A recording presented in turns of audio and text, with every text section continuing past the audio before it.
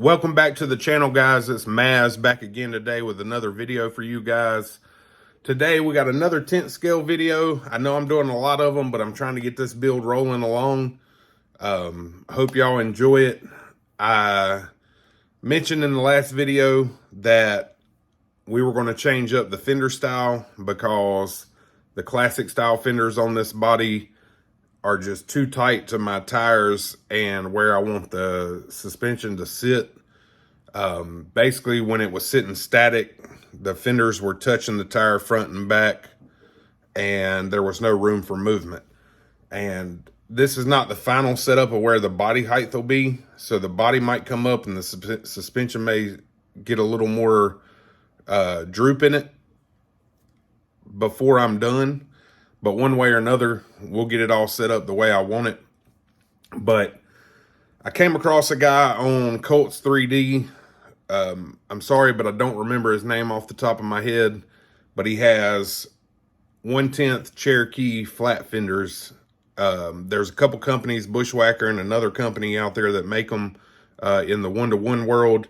And he did a great job designing them. There was no reason for me to go back and try to improve it because it looks so good as is in his pictures. So wanted to give it a shot. It was only $1.89 for the file. So there was no reason for me to dive in and take hours of design time when I could go support him, pay him the $1.90, $1.89, and have the file immediately. So it's the first time I've ever bought a file from anybody. I'm going to print these myself. I am not using PLA. We'll go over that a little bit later, but I want this truck to be able to go outside, go in the car, do whatever, not have to worry about anything. I'm going to put in a printing time lapse of the file so that you'll kind of see a quick run through of its print process. And once we're done with that, I'll be back with you guys and we'll show you what we got.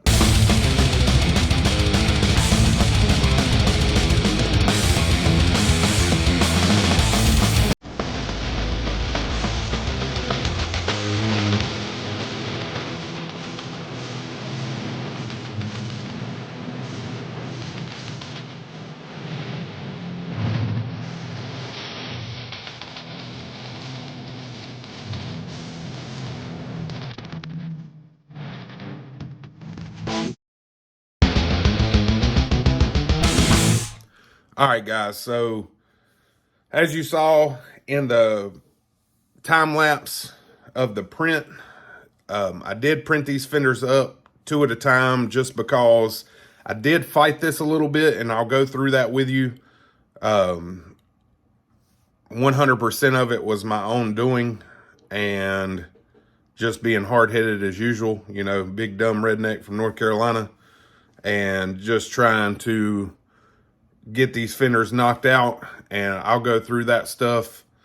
So we'll get the truck out the way for the time being. And sorry about knocking my chair over. So what we came up with were these little guys right here. So this is a driver side fender set, and they printed very well. Look really well. Look really uniform. There are some strings and stuff hanging off this. So this is actually PETG. This is not PLA. So told you I had a lot of problems printing this. It's because I don't print a lot of PLA. Especially for parts that are going to go outside in the heat, the sun. You can see that little hair right there. I'll show you a quick way to get rid of that here shortly. But PLA does not hold up well in a car with a lot of heat in the summer. I've even had stuff, I printed some garage doors. I'll show you that down the road. Printed some garage doors and left them outside to cure the paint, and it warped the door completely. So I like to use PETG on anything that's going to be real world use. It's going to be a lot stronger. Also it's going to hold up to that heat. So like I said, there's a few strings on this, few little nibs and stuff, and this stuff, all this stuff will just kind of pick off if you got anything to, you know, you just do your post processing like you would on any normal part. Usually PLA is going to come out a little cleaner than this, but for PETG, this is not bad. This is not part of the print. This line you're seeing, as you can see, it's all the way around. That's actually the support that I printed it on. That may be, may or may not come off easy, but we'll find out together. But like I said, quick, easy way to get rid of these little hairs like you see right here is to take your handy dandy heat gat, you know, that heat gat from Harbor Freight. And you don't want to put your hands there in front of it. So turn it on low. And if you just dust over your print, it will take off those little hairs. It'll ball them up, and then you can kind of just flake them off. So simple as that, that quick. You can see how that hair is no longer there. It's no longer there. It just balls it up, and then you can kind of rub them off, rub anything else off with your finger. So I had some issues printing this. Like I said, it's 100% my fault. I'll show you on this side. So these fenders have a really steep drop off on this side. And initially, if you see how this flange is now pointed down, it's angled down and away. I initially was printing it like this with the flange flat, which steepened this corner even more. And Cura, the software I was using a very jagged concentric pattern that I could not get to change, and it just would not adhere because it was so jagged. It was trying to pull up the print every time it got started. So I solved that by adding a raft to the bottom. I usually don't print with a raft. Usually worst case, I print with a brim, but that brim wasn't solving it for me because it was still wanting to print concentric regardless. So like I said, the way this is printed, this is a support material underneath, and it prints with an air gap, and it's just barely, I say it's barely, it's probably on there better than I would like it to be, but we'll see real quick. So this stuff realistically, and I'm gonna pull this off camera so I don't hit the dang camera with it. This is on there pretty good, but I should be able to take some pliers and grab it.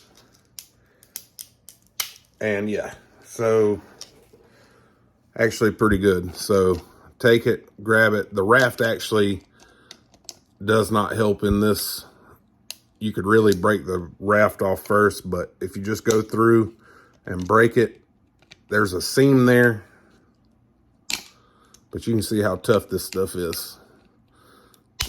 So you can break it, and then once you get it going, it should just pop off. Now granted, that's not terrible on the back, but we'll clean that up. A little bit of sandpaper. We gotta paint these anyway. We're gonna make these all clean looking. That'll be another video that I'll show y'all how I print 3D, or how I paint 3D printed parts. So as you can see, all that support material just stays there. We'll get this other one off.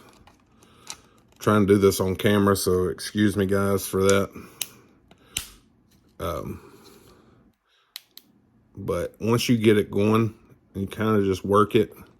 Be patient with it, because this did take, I don't think I mentioned it, but this is a 4.5 hour print for 2 of them. So you definitely don't want to screw up here. You want to make sure that you take your time. We'll get that off there so we're not messing with it. You want to take your time, make sure you don't mess it up at the last second. Let me get off camera and start this like I did the last one. There we go. Simple as that. Once you pop one side of it,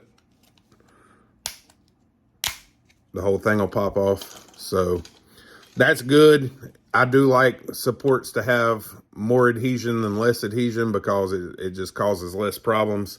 Like I said, this printed very well, especially for being PETG. This takes no cleanup time hardly. I mean, some sandpaper will knock most of it off. And this is the inside of the fender anyway, so we're not too concerned about it. But we'll at least knock it down, get it nice and smooth, get all the edges cleaned up. And like I said, you can see the texture of it. And these little dots are just where the seams start. I did random seams, so you get little dots. But I'll show further into that how I fix all that in the paint process when I get to that. But like I said, this is 4.5 hours for 2 of these to print. This is my driver's side. And we'll clean all these edges up and round them a little bit, make everything look good. But they printed great. They're super strong, still have flexibility to them, and the sun is not going to affect this.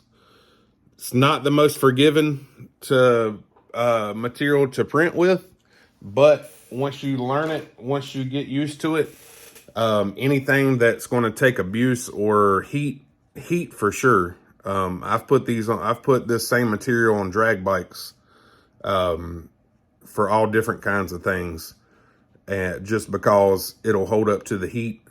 And we've put it right around the motor. It doesn't melt. PLA just warps immediately. So like I said, nothing wrong with PLA. It's just I wanted to have this. I wanted to do it one time and be done with it. You're still going to take the same amount of time. Pretty much you can print the PLA faster, but you're still going to have hours tied up in just a couple of plastic 3D printed parts. So I'll get the body real quick. We'll show you what this looks like.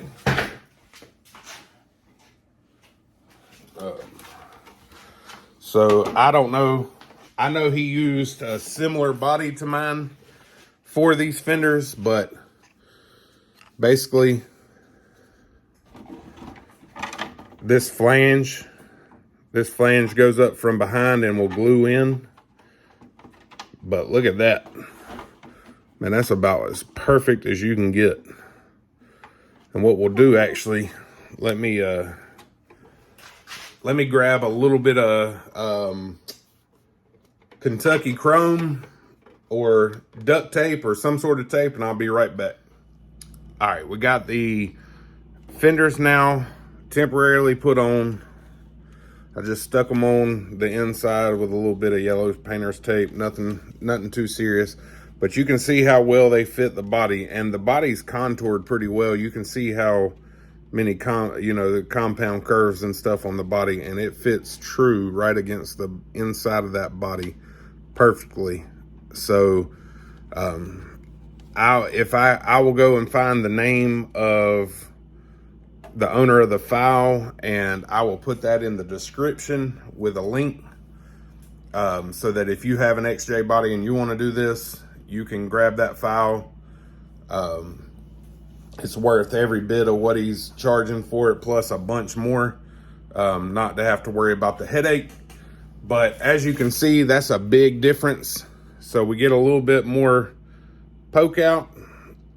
It's not really that much more poke out, actually. That stock fender pokes out pretty good. There's a little bit, but you go from that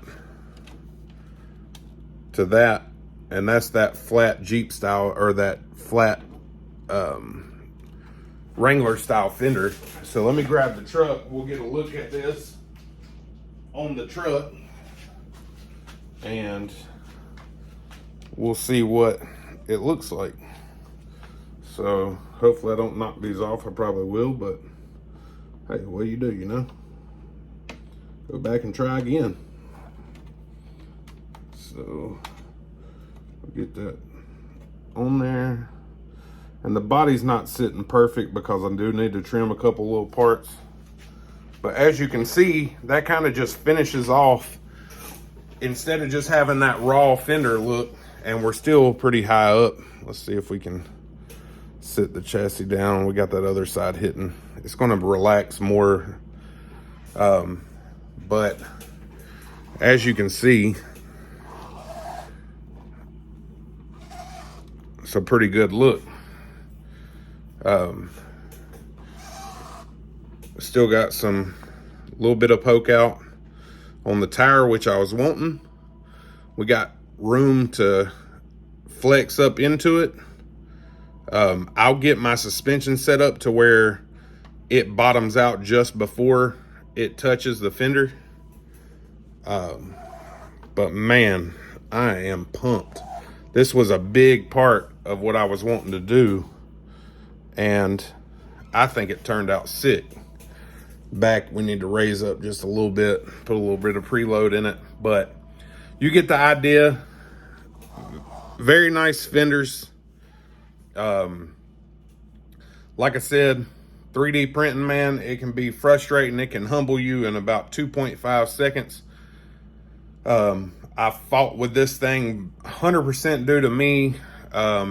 Something as simple as just changing the angle at what I was printing at, fixed it. But, you know, you sit there and fight with it, and best thing I can tell you, I walked away from it. I came back about an hour later, started back over with a fresh mindset, and knocked it out. And I cannot be more pumped, man. I love the look of these fenders, are sick. So, y'all tell me in the comments what you think. I hope y'all like it. And man, I'm sorry, I'm not even talking right because I just keep staring at this thing. But like I said, guys, as always, hit me with a comment below. Tell me what you think. Tell me if you like the stock style fenders, or you like this fender, or you like it without any fenders. You know, tell me if you have any experience with 3D printing, PETG, or, you know, anything like that, or just tell me a joke down there, you know, anything, man. I like to laugh. So, call me a name or something. I don't know, something funny. Be creative. But as always, like and subscribe to the channel. Hit that notification bell so that you're notified every time Mazz comes with a video. And until next time, guys, y'all have a good one.